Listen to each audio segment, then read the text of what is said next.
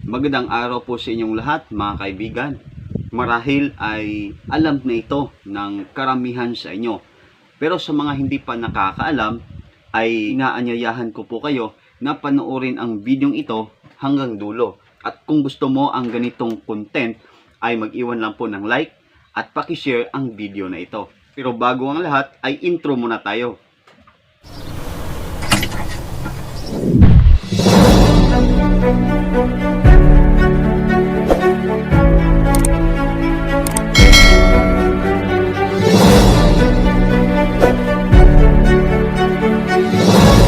Ang orasan ay ang napakahalagang instrumento na bahagi na ng araw-araw nating pamumuhay. Maging estudyante ka man, negosyante, o ikaw man ay nagtatrabaho o kahit anong aspeto ng buhay ay kinakailangan ang orasan.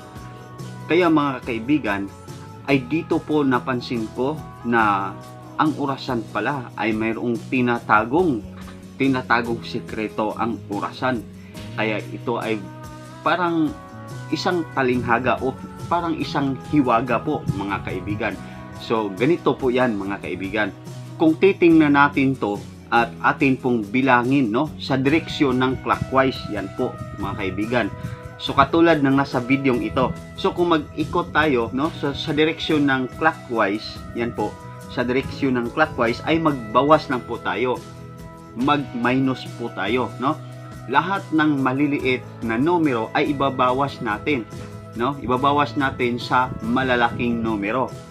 At mamangha kayo, mga kaibigan, nakakamangha. Lahat ng answer, lahat ng sagot ay 6, So bakit po 6 o bakit 6 yung answer lahat? So kung alam mo, paki-comment po sa video ito.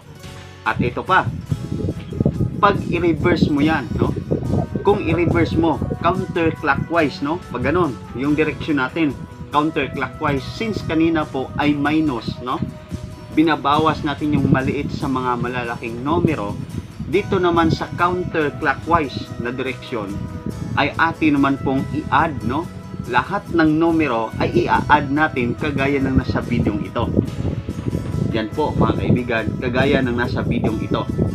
Yan po, counterclockwise. At mamangha kayo mga kaibigan dahil ang sagot lahat po ay 13. So ang tanong, bakit 13 lahat?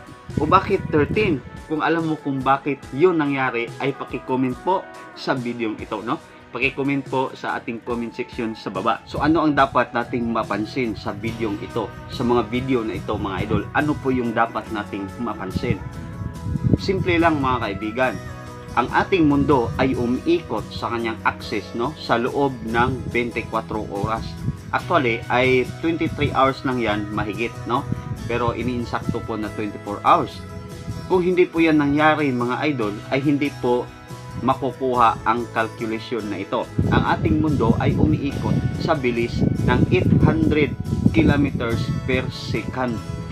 Na-imagine nyo ba mga kaibigan na kung hindi umabot ng 800 kilometers per second, yun pong takbo ng ating mundo, yun pong ikot ng ating mundo, siguro ay hindi po mag-coincide yung orasan, Hindi siguro po hindi po siguro ma-insaktong 24 hours or hindi maging insakto na 12, yun pong orasan, Isang segundo lang ng orasan ay 800 kilometers na po ang tinatakbo ng ating mundo. Ganon kabilis. Pero bakit nga ba hindi natin ito nararamdaman? Yan po ay dahil sa gravity. At alam naman natin na napakahalaga ang pag-ikot ng ating mundo. Bakit? Kasi hindi tayo makakaranas ng araw at hindi din tayo makaranas ng gabi. Gaano kaimportante yung araw at saka gabi sa ating mga kaibigan? Simple lang. Sa tag-araw, yung mga pananim natin ay kumukuha yan ng pagkain o gumagawa yan ng pagkain sa pamamagitan ng tinatawag na photosynthesis. Yan po, alam naman natin yan mga kaibigan. Ini-inhale nila yung carbon dioxide at ini-exhale nila yun pong oxygen. Yan po. At kabaliktaran naman sa gabi mga kaibigan, yun po ang rest time ng ating pananim tuwing gabi. Ini-inhale nila ang oxygen at nire-release nila o ini-exhale nila yun pong carbon dioxide o iba pang mga toxic gases.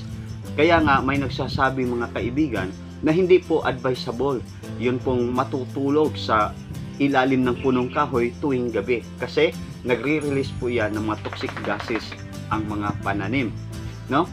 Kaya sa prosesong iyan mga kaibigan, nabubuhay po yung mga pananim.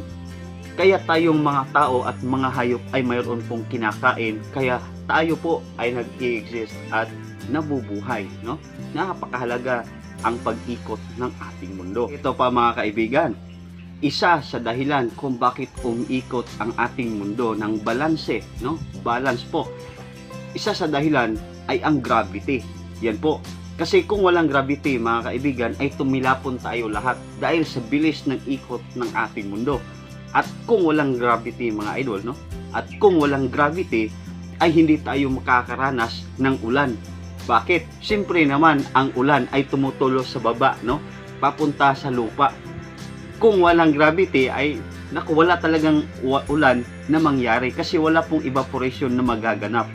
At kung walang evaporation, walang ulan, wala din pong baha.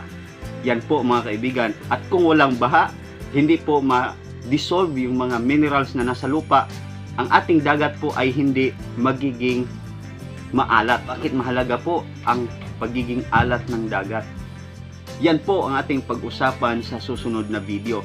Kaya mga kaibigan, mayroon akong request sa inyo. Pasalamatan naman natin yung gumawa nito mga idol. At ang gumawa nito ay hindi po tao. Yan po mga kaibigan, mayroong lumalang, no? Mayroon pong manlilikha na higit na makapangyarihan po sa lahat mga idol, no? Mga kaibigan. Kaya pasalamatan po natin yun. At ito pa mga kaibigan, diba kanina lahat po ng answer ay 6. At kung atin naman i-counter clockwise, lahat po ay 13. Ngayon, tanong ko po sa inyo mga kaibigan, paano naman kung ang answer lahat ay 12? Yan po. Kung alam mo po ay paki-comment po sa videong ito. Paki-comment po sa baba, no? Ano ang iyong gagawin sa orasan kung ang answer lahat ay 12? So paano po yan ginagawa mga kaibigan? Kung alam mo, comment mo na dito. Hanggang sa muli!